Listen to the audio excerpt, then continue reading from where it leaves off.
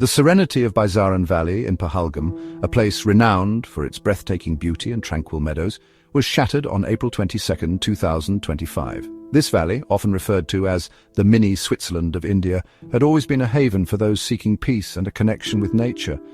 Terror struck at the heart of this paradise, leaving behind a trail of blood and sorrow. The once vibrant and lively valley was now a scene of unimaginable horror and grief. The tranquility of the afternoon was ripped apart by the staccato bursts of gunfire, shattering the idyllic peace that had enveloped the valley. The echoes of violence reverberated through the mountains, a stark contrast to the usual sounds of nature. Tourists who had come seeking solace and joy amidst nature's splendor were caught in a nightmare. Their dreams of a peaceful retreat turned into a desperate struggle for survival. The terrorists, their faces hidden behind masks of hate, showed no mercy. Their cold, calculated actions were driven by a desire to spread fear and chaos. They had infiltrated this haven, their sole purpose to inflict pain and sow seeds of fear. Their presence was a dark stain on the otherwise pristine landscape. The idyllic meadows, once echoing with laughter and the joyous cries of children, were silenced by the deafening roar of bullets. The vibrant life that once thrived here was replaced by an eerie silence. As the echoes of gunfire faded into the mountains, a chilling realization dawned upon the survivors. This was not a random act of violence, but a meticulously planned assault on innocent lives. The shock and disbelief were palpable as people tried to comprehend the horror that had unfolded. The terrorists, believed to be members of the Resistance Front, an offshoot of the Lashkar-e-Taiba, had chosen their target carefully. Their aim was to strike fear into the hearts of many by attacking a place known for its peace and beauty. Baisaran Valley, with its popularity among domestic and international tourists, offered a horrific stage for their barbarity. The attack was not just on the people present, but on the very idea of peace and harmony that the valley represented. They sought to cripple the spirit of Kashmir, to instill fear in the hearts of those who dared to dream of peace and prosperity. The attack was a direct assault on the hope and resilience of the people. Their aim was not just to kill, it was to terrorize, to maim the very soul of a community that refused to bow down to fear. The resilience of the people, however, stood as a testament to their unyielding spirit. The attack on Baisaran Valley was a stark reminder of the vulnerability of innocent lives in the face of senseless hate, a chilling testament to the darkness that can lurk in the shadows of even the most idyllic landscapes. It underscored the need for vigilance and the importance of standing together against such acts of terror. The aftermath of the attack painted a grim picture, a scene of utter devastation and heartbreak. The once pristine meadows, which were a symbol of peace and tranquility, were now stained with the blood of innocents, a stark reminder of the brutality that had unfolded. The air, heavy with the scent of pine and wildflowers, now carried the stench of gunpowder and death, a haunting transformation of nature's beauty into a scene of horror. The silence was broken only by the anguished cries of those who had lost loved ones, their grief echoing through the devastated landscape. 26 innocent souls were brutally cut down in the prime of their lives, their dreams and aspirations forever unfulfilled. Among them was Lieutenant Vinay Naval, a young officer of the Indian Navy, his dreams of a future with his newlywed wife cruelly snatched away. He had dedicated his life to serving his country, only to be met with such a tragic end. He was on leave, enjoying the beauty of Kashmir, when he was struck down. A moment of peace turned into a nightmare. Manjunath Rao, a software engineer from Karnataka, had come to Kashmir to celebrate his wedding anniversary, a joyous occasion that ended in unimaginable sorrow. His wife, now a widow, was left to mourn beside their 2 young children, their laughter silenced forever, their future forever altered. Shubham Dwivedi, a student from Kanpur, was on his first trip outside his hometown, eager to experience the beauty of the Himalayas, a dream that was tragically cut short. His parents received the news of his death on his birthday. A day that was meant to be filled with joy turned into one of the deepest sorrow. The list went on, a litany of names, each representing a life cut short, a future extinguished, a family torn apart. Each name on the memorial wall tells a story of dreams and hopes that will never be realized. The Pahalgam attack was not just a statistic, it was a heart-wrenching tragedy that left an indelible scar on the collective conscience of the nation. A reminder of the fragility of life and the enduring strength of the human spirit in the face of such profound loss. In the midst of the carnage, amidst the deafening gunfire and the desperate scramble for survival, one man's courage shone through. Syed Adil Hussain Shah, a local pony ride operator, became an unlikely hero. his selfless act of bravery etching his name in the annals of courage. When the terrorists opened fire, chaos ensued. Tourists, caught unawares, scattered in all directions, seeking cover wherever they could find it. Syed Adil, instead of running for his own safety, rushed towards the hail of bullets, his only thought to save the lives of the terrified tourists. He ushered them towards safety, shielding them with his own body, guiding them through the treacherous terrain away from the line of fire. He led them to a nearby cave, a sanctuary from the rain of bullets, his bravery offering them a glimmer of hope in the midst of unimaginable terror. But his act of heroism came at a heavy price.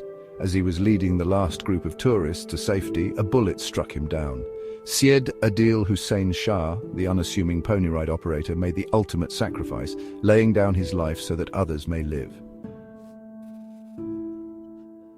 As the echoes of gunfire faded, the scale of the tragedy became horrifyingly clear. The once peaceful valley was now a grim tableau of destruction and loss. The idyllic meadows of Baisaran Valley were transformed into a scene of carnage, strewn with bodies and the remnants of shattered lives.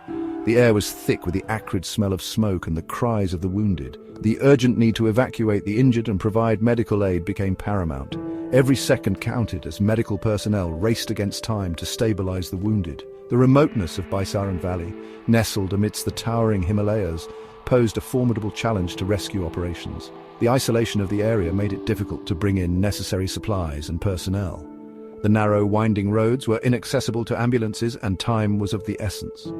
The rugged terrain further complicated the rescue efforts, making it nearly impossible for ground vehicles to reach the affected areas. The Indian Army, responding with characteristic swiftness, pressed military helicopters into service. These helicopters became lifelines, cutting through the treacherous mountain air to reach the stranded and injured.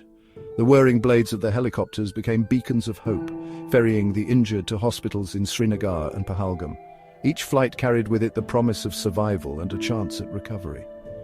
Local villagers, their faces etched with grief and anger, joined the rescue efforts, using ponies to navigate the treacherous terrain and transport the wounded to safety.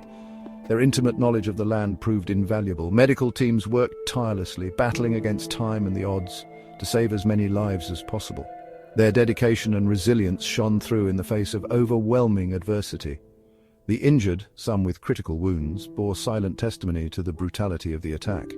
Each scar and bandage told a story of survival and the human spirit's unyielding will to live.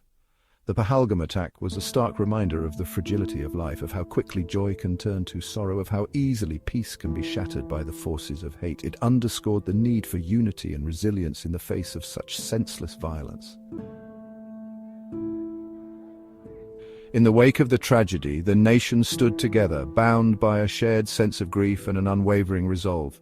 Communities reached out to one another, offering support and solidarity in countless ways. Leaders spoke of unity and resilience, reminding everyone that through collective strength they would overcome. Amidst the sorrow, there was a palpable sense of determination, a commitment to rebuild and honor those lost. It was a moment where the spirit of humanity shone brightly, a testament to the enduring power of hope and togetherness. The international community quickly responded to the escalating crisis. Several nations condemned the violence, calling for immediate de-escalation and dialogue. Human rights organizations voiced their concerns, urging for the protection of civilians. Meanwhile, some countries extended their support, emphasizing the need for a peaceful resolution. As the situation intensified, the focus shifted from Srinagar to New Delhi. Government officials convened emergency meetings, discussing the next steps to ensure stability and security. The capital became a hub of diplomatic activity, with leaders from various factions seeking to influence the outcome. In light of the tensions, security measures were significantly heightened, especially around the Amarnath Yatra. Pilgrims were escorted under tight security, with authorities leaving no stone unturned to prevent any untoward incidents. The importance of maintaining peace during this sacred journey was underscored by both local and national leaders. Public outrage grew as news of the event spread. Protests erupted across various cities, with citizens demanding justice and accountability. Social media became a platform for voices of dissent, amplifying the calls for action.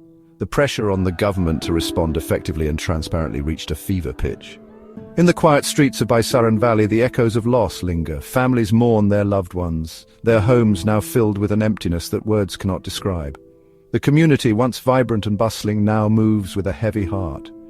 Children who once played in the fields now cling to their parents, seeking the comfort that seems so elusive. The elders, pillars of wisdom and strength, struggle to find solace in their faith and traditions.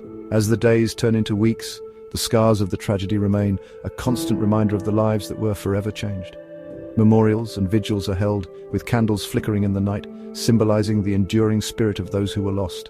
The valley, shrouded in grief, also finds moments of unity and resilience.